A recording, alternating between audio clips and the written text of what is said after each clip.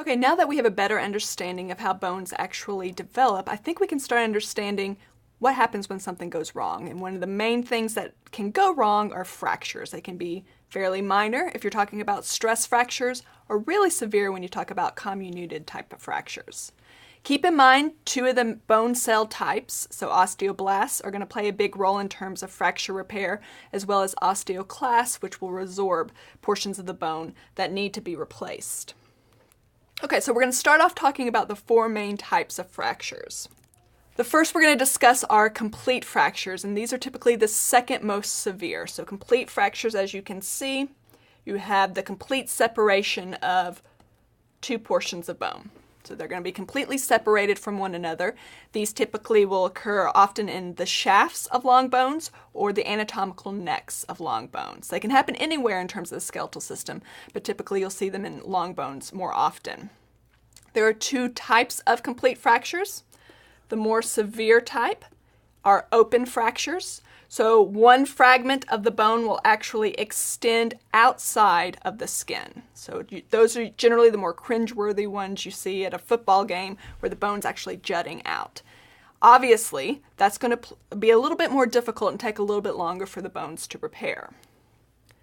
The second type of complete fracture are closed fractures. So the two fragments of bone actually stay within the skin, and typically it's easier to set those or get those two fragments back together in order for the bone to repair itself. Now, the most severe type of fracture are comminuted fractures, and you can probably tell from the illustration why that is. Anytime you have bone actually moving away from where it should actually be, they're going to still try to heal. They're still going to try to move into that region. So typically when you have healing of these comminuted fractures, they're never exactly the same in terms of the structural integrity of the bone. So generally you have these really large bony calluses left over from these.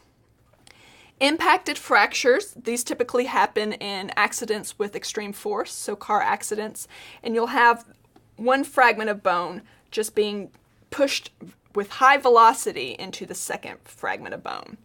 Now, these can be quite severe, but if you see, the two fragments of bone are actually touching one another, so that will play a big role in terms of being able to heal a little bit faster. However, you want to immobilize impacted fractures almost immediately, because anytime that you can have movement, this can actually lead for impacted fractures to become more comminuted fractures, which are the most extreme type. And the last main type of fracture are greenstick fractures. And what I want you to note here is you'll have a fragment, so almost a complete fragment here, but it's not complete. All you have on the other side of the fragment is a bending of bone. So if you think about the components of bone, what's the portion that's actually going to lead to bending? What's going to allow for more flexibility of the bone? So collagen. So collagen is going to lead to portions of the bone actually bending instead of breaking. So this is going to occur in individuals where bone development is still occurring. So greenstick fractures are specific or almost exclusively found in juveniles. So individuals where bone development is still occurring. Now, the name greenstick comes from its similarities to actually trying to break a branch or break a stick. So if you think about breaking a stick off of a tree or a small bush and trying to bend it or break it, if it doesn't actually break into two pieces, you have that very characteristic bending, which you'll have in greenstick fractures as well. So those are the four main types. You can have them in any area of the skeletal system. We're going to talk about two areas of the skeletal system where you see fractures more frequently. And the first we're going to discuss is the Colles fracture or Colles fracture. You'll hear it either way. And these are going to be the more common. And you'll have these, if you're looking at this portion of the illustration, associated with your distal forearm. And sometimes you can have fracture of the carpal bones, which articulate with the radius. So in the Colles fracture, you're always going to have a fracture of the distal end of the radius. It can be a complete fracture, it could be an impacted fracture depending on what type of force occurs with this. And this type of fracture can happen in all age groups. Generally, you have a higher prevalence of this in older individuals, particularly individuals with osteoporosis. So if you think about if you are in the act of falling, what's one of the first things you want to do?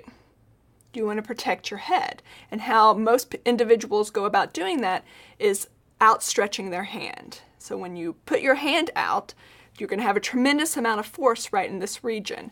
And that can lead to fractures of this distal end of the radius. Occasionally it can lead to fracture of certain carpal bones as well. And we'll talk about the specific carpal bones later on in another discussion.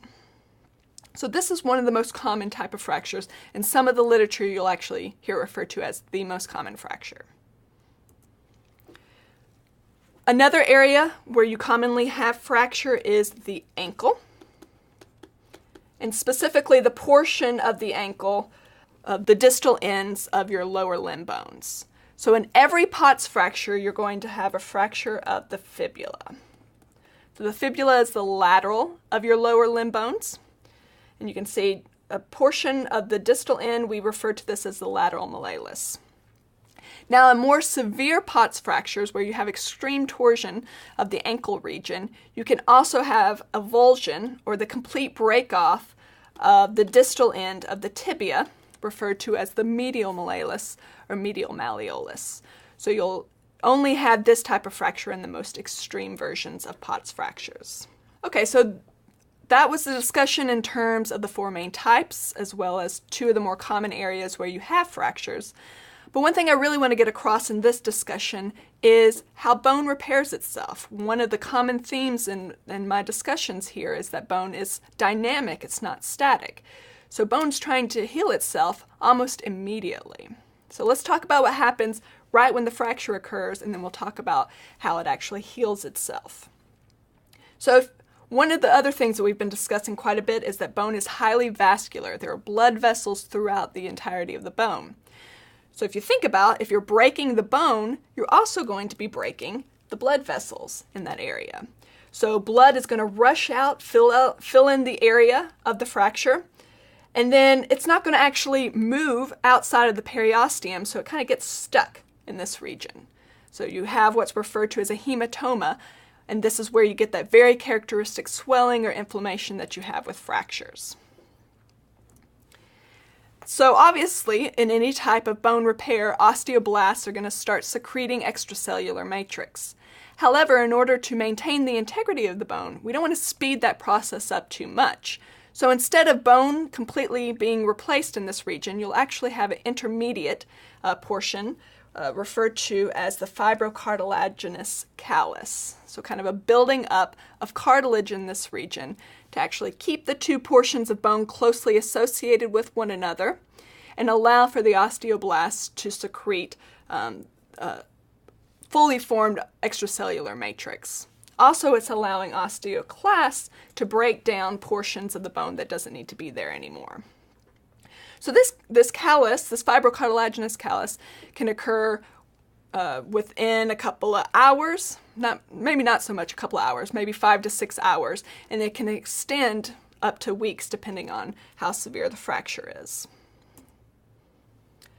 Eventually, bone will completely replace the cartilage in this region, so you'll have osteoblasts secreting, osteoclasts breaking down what doesn't need to be there. And the remodeling of bone can continue for years depending on the severity of the fracture. So the more severe, like the comminuted fractures, can take years and years. And you can actually see evidence of bone fractures in individuals up to 15, 20 years after the fact. You can have a little remnant of that callus after the fact. So this is a very natural process. Bone will immediately do this. However, we'll have continuous discussions in terms of how aging is going to affect all portions of bone. Specifically, we'll come back in terms of how slow bone repair can happen in older individuals.